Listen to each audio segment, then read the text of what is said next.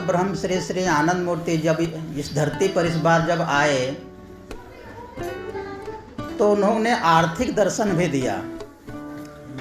एक आध्यात्मिक गुरु का आर्थिक दर्शन देना अजीब लगता है, कोई नहीं दिया आज तक। जितना भी हम लोग अभी आजकल जो गुरु बोलते हैं, चाहे अभी जो यहाँ पर बुद्ध हैं, चाहे महावीर हैं, चाहे और भी जो रामकृष्ण परमहंस हैं, उन्होंने किसी ने भी आर्थिक दर्शन नहीं दिया, केवल आध्यात्मिक चर्चा उन्होंने किया। लेकिन बाबा ने क्या किया, आर्थिक दर्शन भी दिए, क्योंकि वो जानते थे कि अर्थ भी है वो साधना में सहायक है। बिना अर्थ के आदमी साधना नहीं कर सकता है, बिना अस्थि के भांति की तरफ नहीं जा सकता है, बिना भांति के आनंदम की तरफ नहीं जा सकता है। इसलिए बाबा को आर्थिक दर्शन देना पड़ा, और ये इसी दर्शन के कारण बाबा को इतना पीड़ा झेलना पड़ा। केवल बाबा आध्यात्मिक चर्चा करते, केवल धर्म की चर्चा करते तो बाबा को इतना पीड़ा, इतना जेल जाना नहीं पड़ता। और बाबा का जो दर्शन है, उस साम्यवाद में जो त्रुटियां हैं, पूंजीवाद में जो त्रुटियां हैं, वो सबको बताना था। और उस समय साम्यवाद पूरा अपने चरम पर था, तो उनको दबाव होना ही था बाबा पर। तो इसलिए उन पर दबाव पड़ा और नाना प्रकार से उनमें फर्जी केस वगैरह करके बाबा को इतना सारा परेशानी झेलना पड़ा। लेकिन बाबा जानते थे कि जब तक अभी तो पूंजीवाद का समय है, अर्थ युग का समय है। यदि अर्थ को ठीक नहीं किया जाएगा, इस सिस्टम को ठीक नहीं किया जाएगा, तो समाज आगे बढ़ ही नहीं सकता है। लोग साधना कर ही नहीं सकते हैं, लोग अभाव में भी साधना नहीं कर सकते हैं और प्रचुरता में भी साधना नहीं कर सकते हैं। अभाव में क्या होता है कि आदमी तो अपना जीवन का संघर्ष को इतना मुश्किल बना दिया जाता है, अपने जीने में ही आदमी इतना, जीने के लिए अपना आवश्यक सामग्री जुटाने में ही आदमी इतना उसका दिमाग लगता है, इसका इतना परिश्रम लगता है कि आदमी साधना के लिए सोच ही नहीं पाता है। और पूंजीपति व्यवस्था में जिसके पास नौकरी है, जिसके पास जॉब है, उसको भी इतना 10 घंटा 12 घंटा काम कराता है, तो उसके लिए साधना का कोई टाइम ही नहीं उसके पास। घर में थका मंदा आता है, गुरु पूजा करके वो सो जाता है। तो इसलिए बाबा को एक जब आध्यात्मिक सोसाइटी बनाना था, बाबा को जब एक सभी लोग साधना करें, सभी लोग परमात्मा की तरफ आगे बढ़ें, सभी लोग परम पुरुष को अपना हृदय में बैठाएं, इस प्रकार का जब उन्होंने दर्शन दिया, तो सबको दर्शन देने से कोई काम नहीं चलता। बाबा को सब कुछ को, उनके सहायक चीज़ें बाबा को देना पड़ा।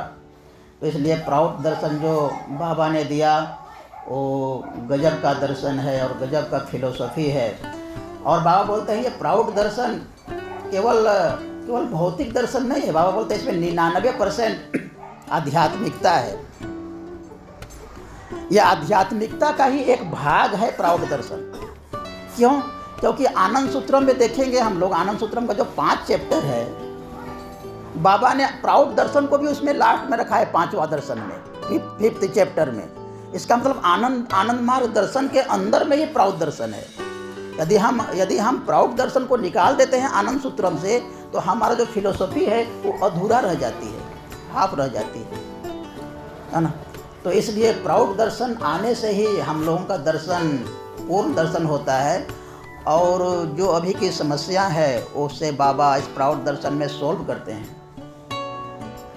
अभी की जो व्यवस्था है, जो दर्शन हमारे पास है, जो आर्थिक दर्शन हमारे पास है, उसमें क्या क्या त्रुटियां हैं, इसमें इस सब्जेक्ट में लिखा गया है धन की गतिशीलता, अर्थ की गतिशीलता, इकोनॉमिक डायनामिक्स। डायनामिक्स के मतलब क्या होता है? गति। पैसा सबके पास जाना चाहिए, इस प्रकार की व्यवस्था होनी चाहिए। रुपया सबके, समाज में जितने भी लोग हैं, उस देश में, उस समाज में जितने भी लोग हैं, सबके पास पैसा जाना चाहिए, इस प्रकार की व्यवस्था होनी चाहिए। और यदि इस प्रकार की व्यवस्था नहीं होगा तो क्या होगा, जिसके पास पैसा नहीं जा रही है वो लोग कुछ खरीद ही नहीं सकते हैं, वो लोग अपने आवश्यकता की पूर्ति कर ही नहीं सकते हैं। तो इसलिए बाबा ने देखा कि साम्यवाद दर्शन क्या करता है, इक्वल डिस्ट्रीब्यूशन की बात करता है, समान वितरण कर दो सब में, चाहे डॉक्टर हो, चाहे इंजीनियर हो, चाहे कवि हो, चाहे लेबर हो, चाहे इंजीनियर हो, सब में समान वितरण कर दो। अब समान वितरण कर देने से क्या हो रहा है कि लोगों में कोई प्रेरणा नहीं मिल रही है काम करने का। क्यों काम करेगा जब सबको बराबर ही मिलना है, तो क्यों काम करेगा वो लोग। इसलिए साम्यवादी कंट्री में उसमें देखा गया कि उन लोगों में कृषि में इतना घाटा लग रहा है, कृषि उपज इतनी कम हो रही है, और जितने भी साम्यवादी कंट्री है सबको बाहर से अनाज मंगाना पड़ रहा है। खेत में कोई काम करना ही नहीं चाह रहा है, उसका खेत भी नहीं है, ऊपर से उसको इंसेंटिव भी नहीं मिल रहा है। इसलिए सारे लोग क्या कर रहे हैं, कनाडा से, उधर जर्मनी से, उधर यूक्रेन वगैरह से गेहूं लोग मंगाते थे, चावल लोग मंगाते थे। कोई खेत में काम कर ही नहीं, उसको अपनत्व नहीं है, उसका खेत भी नहीं है, साथ में उसके इंसेंटिव भी नहीं मिल रहा है। तो इस प्रकार से उसमें दोष है, और साथ में उसमें भगवान की भक्ति के बारे में भी कोई चर्चा नहीं है उस दर्शन में, साम्यवाद मार्क्सवाद दर्शन में। तो इसलिए बाबा ने क्या कहा था कि ये जो दर्शन है ये समय से पहले इसकी मौत हो जाएगी। बाबा ने कहा था साम्यवाद दर्शन को समय से पहले ही इसका मौत हो जाएगी। क्यों? क्योंकि ये अप्राकृतिक है, ये मनुष्य के स्वभाव के विपरीत है ये दर्शन। तो जो विपरीत दिशा में चलेगा वो कितना देर तक चल सकता है। तो इसलिए क्या है कि वो सही में, और अभी जो हमको साम्यवाद का रूप दिखता है वो केवल प्रशासनिक रूप है, उसका आर्थिक रूप नहीं है। आर्थिक रूप तो वो लोग भी आजकल पूंजीवादी व्यवस्था को ही लेके चल रहे हैं, वो केवल प्रशासनिक रूप में चाइना वगैरह में वो साम्यवादी व्यवस्था है, बाकी उसका आर्थिक व्यवस्था नहीं है साम्यवाद का।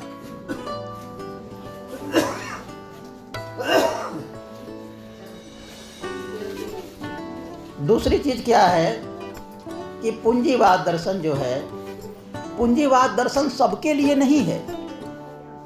पूंजीवाद दर्शन सबका कल्याण नहीं कर सकता है, ये कुछ लोगों का ही कल्याण, कुछ लोगों का ही भला कर सकता है पूंजीवाद दर्शन। इस दर्शन में है ही ऐसी चीज कि सबका भला ये कर ही नहीं सकता है। यदि किया होता तो आज सब लोग खुशहाल होते, सबके पास परचेसिंग कैपेसिटी होता, सबके पास धन दौलत परिपूर्ण होता, सब लोग खुशी होते, सब लोग अच्छा से अपना जीवन यापन गुजारते।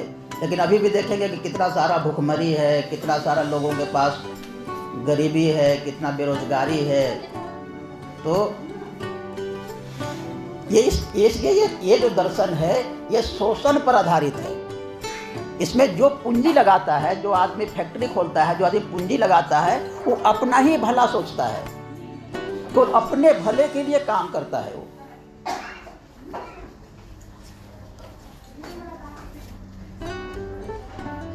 वो दूसरों के, अपने लेबर के बारे में, अपने कर्मचारी के बारे में, उसको केवल वो जीवन यापन के लिए ही वो सुविधा देता है कि वो जी सके और हमारा वो काम कर सके, इतना ही वो सोचता है, और बाकी वो ज़्यादा नहीं सोचता है। उसकी फिलोसफी है, उसका फिलोसफी का नाम है ट्रिकल डाउन। ट्रिकल डाउन का मतलब क्या होता है कि मेरा जब घड़ा भर जाएगा, मेरा जब धन का घड़ा भर जाएगा, तो धन का घड़ा भरने से क्या होगा, भरने के बाद धीरे धीरे वो छलकेगा नीचे।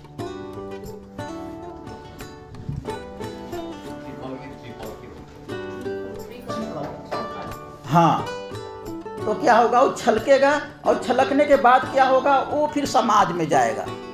सबका घड़ा भरे ऐसा उसका सोच ही नहीं है कि सबका घड़ा भरे, सब लोगों का आर्थिक संपन्नता हो, ऐसा उसकी सोच ही नहीं है। वो सोचता है कि मेरा घड़ा भर जाए, और भरने के बाद जो उस एक्स्ट्रा हो जाएगा, एक्स्ट्रा जो गिरेगा उसी से समाज का भरण पोषण होना चाहिए। इस प्रकार की उसकी व्यवस्था है। तो ये जो व्यवस्था है ये पूरा शोषण पर आधारित है, और इससे समाज का भला नहीं हो सकता है, किसी भी प्रकार से भला नहीं हो सकता है। और इसी के कारण क्या है, इसी के कारण क्या होगा, इसी में इसका नाश भी हो जाएगा। बाबा बोलते हैं क्योंकि जब सर्व कल्याणकारी नहीं रहेगा, सबके हित के लिए नहीं रहेगा, तो वैसा दर्शन कितने दिन तक चलेगा। जैसे कि मान लिया पूंजीपति ने कोई सामान बनाया, कार ही बनाया, मान लिया कार बनाया, 10 पूंजीपतियों ने कार बनाया। अब कार बनाया तो वो सोचेगा ना कि मेरा कार बहुत बिक्री हो, लेकिन समाज में जब पैसा ही नहीं है तो कैसे कार खरीदेगा लोग उसका कार की बिक्री के लिए सबके पास पैसा चाहिए ना, लेकिन सबके पास पैसा तो खुद दे नहीं रहा है। तो इसलिए क्या है, दोषपूर्ण व्यवस्था है, ये दोषपूर्ण व्यवस्था है बाबा बोलते हैं। और इसलिए इस व्यवस्था को ज़्यादा दिन चलने वाला नहीं है। और ये बस व्यवस्था के बारे में बाबा बोलते हैं, ये पटाखे की तरह फट जाएगा। ये व्यवस्था क्या है, पटाखे की तरह एक दिन अपने ही अंतर्द्वंद से फट जाएगा ये व्यवस्था। तो इसलिए धन की जो गतिशीलता है ये सबके पास होनी चाहिए। और धन की गतिशीलता में क्या है, 3-4 चीज़ों का ध्यान देना चाहिए। एक है डिमांड, पूर्ति और परचेजिंग कैपेसिटी।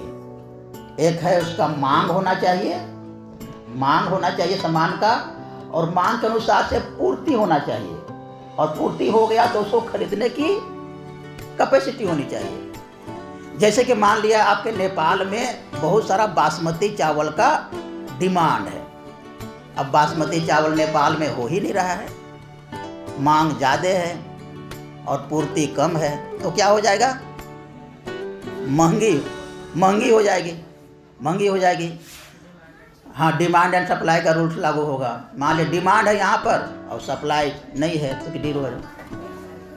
और मान लिया सप्लाई है, डिमांड नहीं है, या डिमांड है लेकिन परचेसिंग कैपेसिटी नहीं है। सामान उपलब्ध है मार्केट में लेकिन खरीदने के लिए पैसा नहीं है, तो कैसे होगा, वो भी काम नहीं चलेगा। तो बाबा यही सब चीज़ों को बैलेंस करना चाहते हैं अपने प्रौढ़ दर्शन में, कि डिमांड भी सही समय से हो, इस पूर्ति भी हो और परचेसिंग कैपेसिटी भी हो।